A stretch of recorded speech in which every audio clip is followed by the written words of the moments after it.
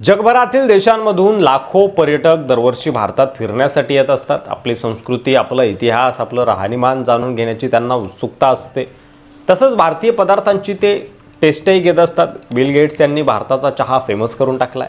आता हे पर्यटक व्हिडिओ तयार करून त्यांच्या सोशल मीडिया प्लॅटफॉर्मवरही शेअर करत असतात जर ते ब्लॉगर असतील तर। अतिथी देवो भव ही आपल्या महाराष्ट्राची संस्कृती आहे।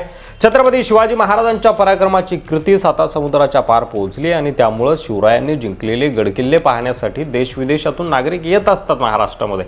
मात्र आपल्याकडचे काही लोक त्यांना आपली भाषा समजत नसलेल्या पर्यटकांना त्रास देतात, त्यांची फसवणूक करताना देखील दिसतात। असाच एक धक्कादायक प्रकार सध्या समोर आलेला आहे, ज्यामध्ये एका पर्यटकाला तरुणानं चक्क तंबाखू खायला दिली आहे।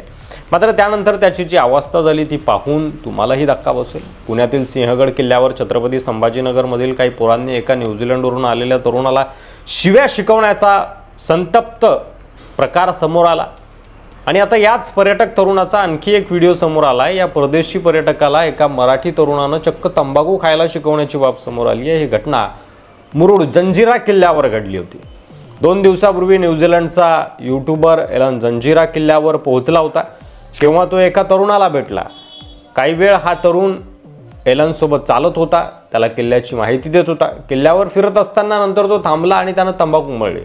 ही बाब एलनने बघितली तेव्हा त्यानं ते विचारलं, हे काय खातोय? त्या तरुणानं ही तंबाखू आहे असं, माझ्याकडे पान मसाला सुद्धा आहे, याच्या पुड्याच काढून त्यानं दाखवल्या। त्यानंतर या मराठी तरुणानं एलनला तंबाखू खायची का अशी विचारणा केली। त्यानंतर या तरुणानं तंबाखू त्याला मळून दिली आणि ते कसं खायचं ते देखील शिकवलं। तरुणानं दिलेला तंबाखू एलनने खाल्ली, मात्र त्याला ती सहन झाली नाही आणि त्याला ती थुंकावी लागली।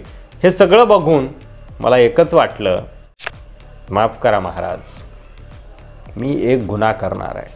माफ करा महाराज, मी एक गुन्हा करणार आहे। गुन्हा नाहीच तो त्याला न्याय म्हणावा लागेल। या अशा नालायक अवलादींचा मी कडेलोट करणार आहे। तुम्ही बांधलेला रायगड अजूनही साक्ष देतो तुमच्या कीर्तीची। तुम्ही बांधलेला सिंधुदुर्ग आजही अभेद्य आहे। पण मला माफ करा राज, मी आज एक गुन्हा करणार आहे। या असल्या अवलादींचा मी कडेलोट करणार आहे, अशीच काहीशी माझी भावना आहे। त्या मुलांनी त्या शिव्या काय शिकवल्या गडावरती, त्यानंतर ज्या गोष्टींना खरं तर महाराष्ट्रामध्ये बंदी आहे, गुटखा वगैरे या सगळ्या गोष्टींना महाराष्ट्रात बंदी असताना देखील या गोष्टी गडावर नेल्या जातात। गडावर मद्यपान करण्याचे काही व्हिडिओ समोर येतात। आता हे गुटखा तंबाखूचे व्हिडिओ गडावरनं समोर येत आहेत। हे कुठंतरी थांबलं पाहिजे। मनाला मनस्ताप देणाऱ्या गोष्टी आहेत आणि आपण आपल्या महाराष्ट्राची कोणती संस्कृती परदेशी पाहुण्यांना दाखवतोय यावरही खरं तर चिंतन आणि मनन होणं गरजेचं आहे।